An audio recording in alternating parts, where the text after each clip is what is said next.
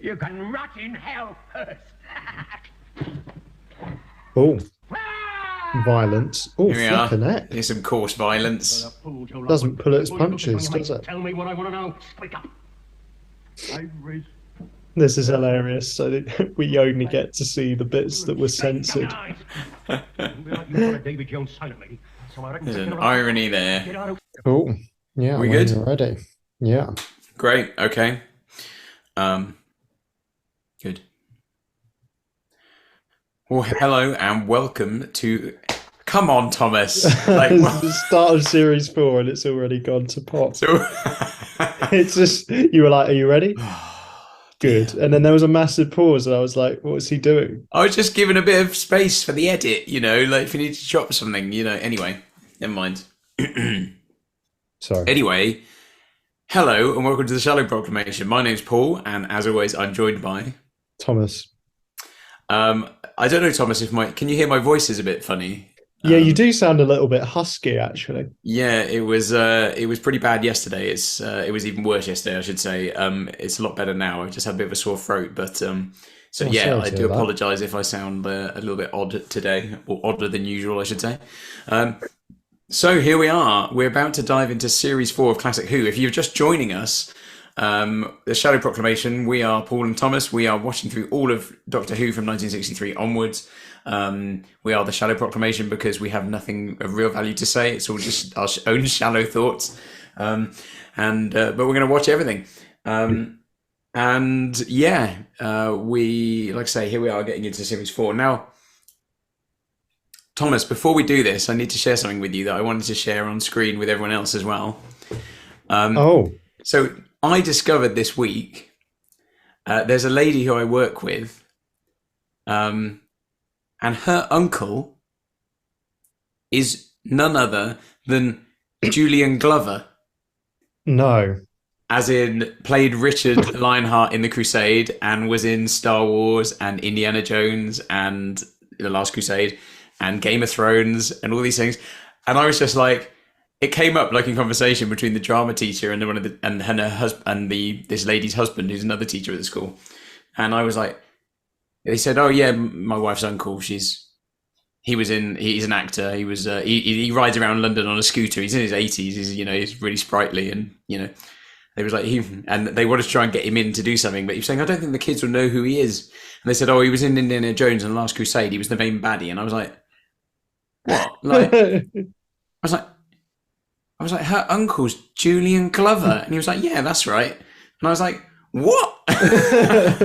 And then I messaged her because she'd sent me a message on Teams about something. And I responded, sorted it all out. And then I went, oh, by the way, just found out this week that your uncle is Julian Glover. And I was like, oh my goodness. And she was like, yeah, not many people really know who he is, And I was like, are you kidding? And I was like, he's done Doctor Who, Indiana Jones, Star Wars. He was in Harry Potter, Game of Thrones. You're his biggest fan. I was like, he was in James Bond. And he was a Bond villain in a Bond film. And she said, oh yeah. She said, I went to the premiere of that Bond film with him. And I met Sheena Easton, who sung the song, like the main theme tune for that film, she said. And I thought she was so beautiful. I was 6 years old at the time, she said. Thought she was so beautiful. I said to her, I asked her if she could take me home and be my mummy. She said, despite the fact my own mum was there with me. No offense taken. Yeah, absolutely. So I was like, there you go. I was like, no, I said, he's a British icon. I was like, what are you talking about? If people don't know who he is, I said, they need to get their act together, quite frankly. So there we go.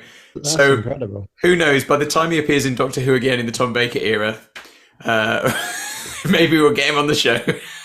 I mean, he's about 86 now anyway, so I mean, it's quite old. Wow. So there you go. That's my bit of Doctor Who related news at the beginning of season 4. I thought I'd better share this now, lest I forget. So series 4, what is it? Well, it's after season 3, and they did it before season 5, as is traditional. Well, it is. We're still in the old Hartnell era. And yeah, this story about to watch, the Smugglers. There's no episodes existing. So it was broadcast the 10th of September to the 1st of October 1966, written by Brian Hales, directed by Julia Smith. There are telesnaps for it, so hopefully the recon will be all right. There is... it was actually the last in the production block of season 3, so it was, carried over, like a story held back. So we may not notice any particular huge difference, I suppose, in terms of the look and feel necessarily. And apparently there's quite a lot of, obviously we're watching a recon, apparently there was quite a lot of violence in the story. That in Australia, the ABC, I guess that's the Australian Broadcast Network, they actually cut those bits, and those are the only bits that survive. C doesn't stand for network. I think it's... Sorry, what am I saying? Corporation. Yeah, sorry. Yeah. It's been a long day. I'm all giddy about Julian Glover. Network has a silent C at the start. Yeah. So when I spell my name on the phone, I'm like, that's P for pneumatic. Like, what was I saying? So anyway, I think they cut the violent scenes. So I think the violent scenes are like the only bits that actually exist, because bizarrely, the ABC preserved the bits they cut out, but lost the original episodes. So fascinating. That's often how certain little chunks of recons have survived, because censors in other countries cut them out, and then they somehow just didn't get junked. They lived on somewhere. That's like, have you seen the film Cinema Paradiso? You're right. No, I'm not. Cinema Paradiso. It's about this Sicilian boy who lives near a cinema, and there's like a very strict Catholic priest who, before each film is screened, he rings a bell every time there's a slightly risque scene in the film. And the projectionist has to cut it out. And then it turns out the projectionist has actually spliced all these censored things onto a reel. So it reminded me of that. But that's funny. They kept the violent bits. Yeah, but lost all the other bits. So yeah, it's going to be our first story with Ben and Polly. We saw them sneak into the TARDIS at the end of after Dodo went off to die of syphilis. Yeah. Now, I will say as we go into this, I don't think I've seen this story. I'm not aware I've ever like watched a recon of it. But apparently there is something about it that I'm pretty sure this is true, that no other televised story of Doctor Who has. Okay, so as you watch this as best you can, see if you can work out what is it that's different about this story from every other televised Doctor Who story. I'll just put that out there now. Okay. Oh, I'm intrigued now. So part 1, is it? Yeah, and as always, as we start a new season, we're worth saying to people, give us a like and a subscribe. We do eventually watch Doctor Who sometimes. And let us know in the comments what you think of this story. Thank you. Yeah, if you can wade through this chaff. Stodgy waffle. Put it this way, I don't think you'd watch our channel if you wanted to watch the episodes in an unimpeded fashion. Absolutely not. No. We basically make it as difficult for you as possible to watch what's going on. Yeah. All right. Here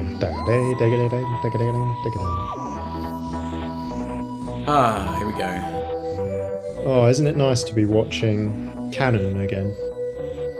Oh yes, after the Dalek. That was quite good actually. On reflection, I think I quite enjoyed that film. Yeah, it's not bad for what it is. Yeah.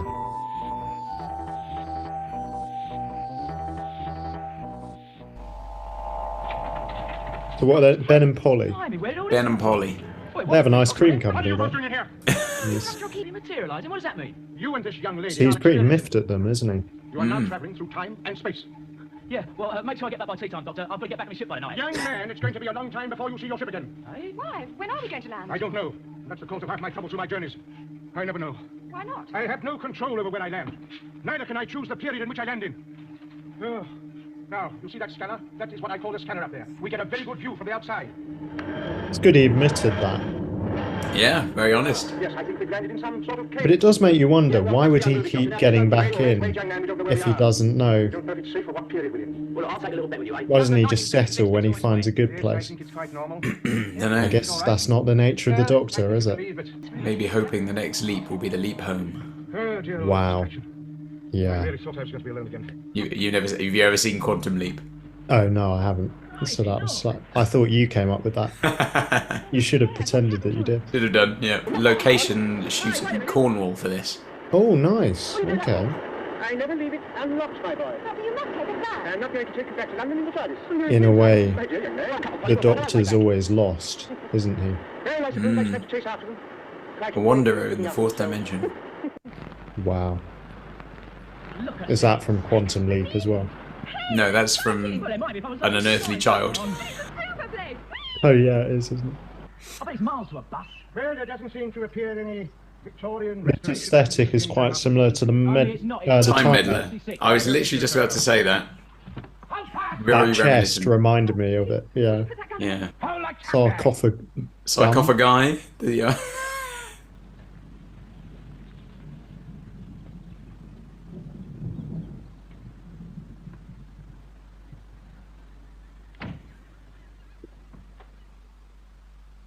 Hey.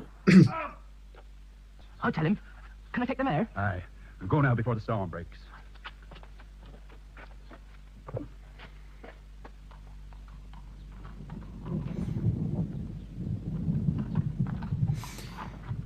everything about what I'm seeing in the pictures and those little moving bits there makes me think it looks like a real visual treat. You're the landlord, I presume? Yeah. It's a real shame it doesn't exist because it looks like it would have been really good to look at. Strangers are not welcome. Yeah, and the way it's set up, lightning flashes and stuff, feels quite atmospheric. Probably put us up to the night, but it appears that he was Literally. That's you know his name. wrong. Longfoot, sir. So- Joseph Longfoot. You can rot in hell first. Oh, violence. Oh, Here we are. flipping heck. Here's some coarse violence. Doesn't pull its punches, does it? Tell me what I want to know. Speak up. Ivory. This is hilarious. So that we only get to see the bits that were censored. David Jones silently. So I reckon There's an irony there. Get out of him. That's quite graphic though, isn't it? I mean, you know, actually having a knife in someone's back. Yeah. That's They're not- literal backstabbing. Yeah. Fantastic. Something very Oh, is visceral that- about a knife, isn't there? So. Evening. Oh, yeah, there is. Was that a piano in the background? I'm very worried No, that someone's no, going no. to start playing and Too singing. well to remember the church warden's words. Oh, roughing it. There'll be blood on the sawdust. No. Is there anything you notice about this story that No money, no makes it different to every other story? I've been racking my brains. Ask him to come here, As Majesty. Has it already become evident? Wait it out. Well, yeah, I guess so. Hmm. I want you, old fella. I mean, it feels like location-wise, it's quite With me, matey. restricted to a few places, but we've seen that I before. said lay off. What's he done to you? I don't think I've set eyes on you before in my life, man. No, but we have a mutual acquaintance, though. And what do you mean? Joseph Longfoot. The Doctor and the companions are in it, Barely so acquaintance? Was, you mean? You see, him and me, we had a little bit of a tizzy like, mate. yeah, I think I'm going to have to keep watching. Spoke to you, didn't he, eh? And how do you know all this, sir? Because I was keeping lookout. I'm going to kick myself, aren't I, when I find out? What he told him. So speak up, old fella. Leave the doctor alone. I suppose it's something that's conspicuous by its absence. Speak up, or do I have to wait? Out on them! There's no K9 in it. Where are you taking me? Yeah, and he's in every other story, so. Oh, violence. Is that the Doctor? I think so. Oh, This he's is a lovely. good sport, isn't he, Hartnell? That probably wasn't him, to be fair. But this looks great, doesn't it? You know, like it doesn't. It makes such a difference not to have stuff shot in a studio, doesn't it? Like that. Help me. Yeah. Doctor, they've taken him. Who's taking him? Those men, they were terrible and they've hurt Ben. You must help me. There hasn't been any music so far, has there? Bingo. But haven't we had other stories that... Didn't the War Machines not have any music? No, I think it did. Or maybe a tiny bit. Don't you worry, lad. Apparently, this is the only one not to have any music at all. Doctor back safe. Wow. No incidental music. Guard your tongue when talking to your elders. But you don't Ah. understand. You're threatening to kill the doctor. So that gives us assurance that no one's going to sit at the piano and play Last Chance Saloon. Exactly. Thank goodness. No fear. Have no fear. Cool. You see, every time it starts moving, I'm thinking something violent is going to happen. Like they're just going to brutally maul both of Trampled by those horses. horses. Yeah. Deal with it then. We've had a few stories that have had like no original music for them, haven't we? Mm. Which might be what we're thinking of. Oh, you're right. The War Machines. I think the War Machines didn't have any score, but it did have that that scene in the party, didn't it? But the doctor would be killed if you don't. That's true. They were in a club, weren't they? Yeah. Yeah. No. So the War Machine had no original incidental music. That was the thing. I've just gone back and looked in my notes. So. Nice. Yeah. Whereas this, nothing. Where's the doctor? Then he's been It's interesting. It goes to show you can do a lot without music. I think I appreciate the existence of music in the world overall, but I demand to be told the truth. You'll get it when you've got the doctor back. sometimes less is more. You'll do something. Don't just stand there. That's fair. Well, we're going to be on like a pirate ship kind of thing now, a smuggler ship. Oh, has the Doctor been But before he died, he spoke with smuggled aboard? Is that they've got a hook for a hand? Well, by thunder, you'll talk to me. Or my name's not Samuel Pike. Oh.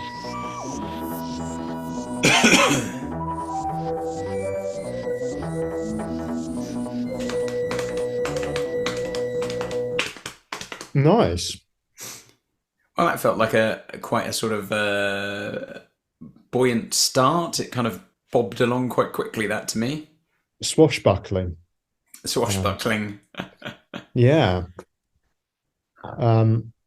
Yeah. It feels like Series 4 has got off to a strong start. Interestingly, even though I said before it had been carried over from the previous season, and therefore we might not notice much difference, it does feel quite different. To me, at least. Maybe because it's on location so much, and maybe that's part of it. Or maybe it's just the setting itself is different because we've not. Well, we know we've had settings a bit like it, I suppose, haven't we? But I guess the War Machines felt like a kind of fresh start, didn't it? In some ways, because it was a bit of a change of direction for the series, in that it came back to contemporary times, and obviously. So that was a change in tone, really. But I mean, again, this is obviously not contemporary times, but it feels quite fresh compared to what some of the bits we've seen in season 3 as well. Yeah. Yeah, we both were thinking, weren't we, that aesthetically, it's probably most similar to the Time Meddler, would you say? Yeah. In terms of a small town, quite a historic setting, church. I think if an episode 1 makes you feel like, oh, I'm intrigued and I want to watch the next one, that's a good start for any story, isn't it? So, especially as a recon. So, yeah, that's very true. But yeah, I mean, some of that location shoot, it has got that nice aesthetic, and that location shooting really gives it a nice feel. So yeah, I'm a positive start, I'd say. Well, should we jump into the next one? I think we should. Yeah. I was about to say, do remember to send in your questions for our Series 3 review, but that will have come out before we release this. So that was a dumb comment. Send in your questions for our Season 4 review. You're ultra keen. Yeah, well, thanks for watching, everyone. Do give us a subscribe. That is something you can do. If you want to do something, we'll give you something to do if you haven't done so already. Subscribe and we'll keep you in the loop, and you'll be the first to know when episode 2 comes out on our channel. So thanks for watching. Goodbye. Goodbye.